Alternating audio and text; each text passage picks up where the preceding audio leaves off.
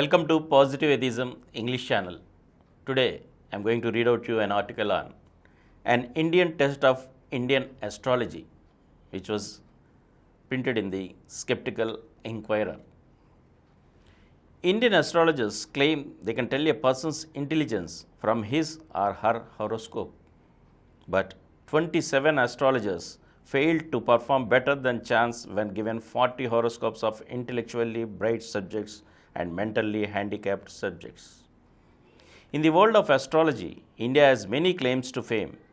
It has an astrology fundamentally different from both Chinese and Western astrology, possibly more part and full-time astrologers than in the rest of the world put together, and the world's longest running English astrological monthly.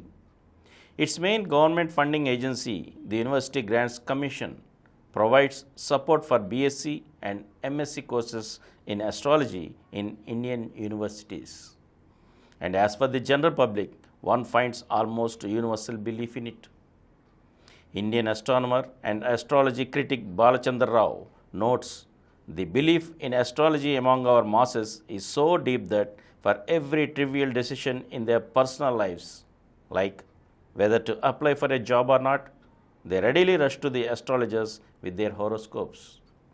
Likewise, many will consult an astrologer to ensure their marriage date will be auspicious.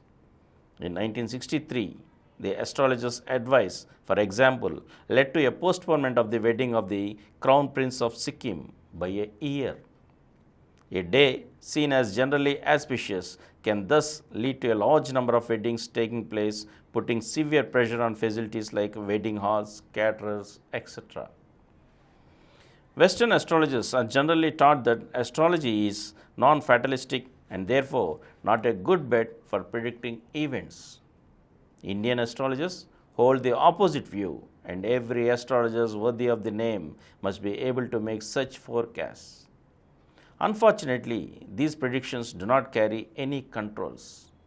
For example, B.V. Raman, publisher-editor of the Astrological magazine, wrote that when Saturn was in Aries in 1939, England had to declare war against Germany in a work intended to present a case for astrology.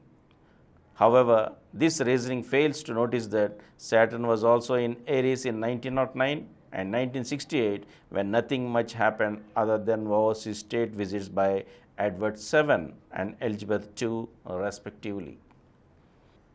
Indian astrology is more complex than Western astrology, with countless authoritative aphorisms to cover every possible situation. Indeed, the few Western authors who have described it for Western use have typically required decades of study before proceeding. But as one of them has noted, this is of course natural for a society over 6,000 years old whose elders have not only employed astrology but embraced it. And there is no Western equivalent to the ways in which those authoritative aphorisms can be modified via suitably chosen amulets, mantras, colors, gemstones. Yellow or blue sapphire is said to strengthen Jupiter or Saturn respectively, and by performing yajnas, which means a spiritual ceremony involving offerings to fire performed by a Hindu priest. Ironically, these modifications specified by the astrologer are essentially fatalistic ways of achieving non-fatalistic outcomes.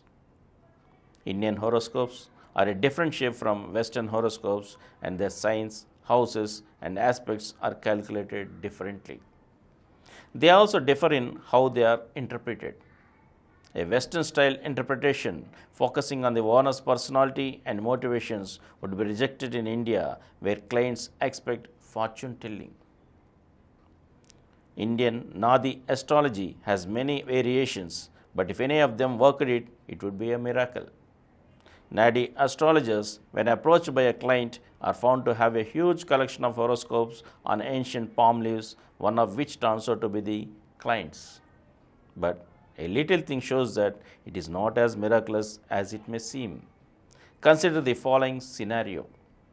After providing birth details during the first visit, the client is asked to return a few days later on the pretext that it will take time to find his horoscope among the thousands held by the astrologer. While the client is away, the astrologer, based on the information supplied by the client, writes his or her horoscope on a fresh palm leaf and soaks it in a slurry of coconut kernels and mango bark, both of which are rich in tannin. This gives the palm leaf an ancient look. During the second visit, the client is appropriately impressed that his or her horoscope turned up after so many centuries.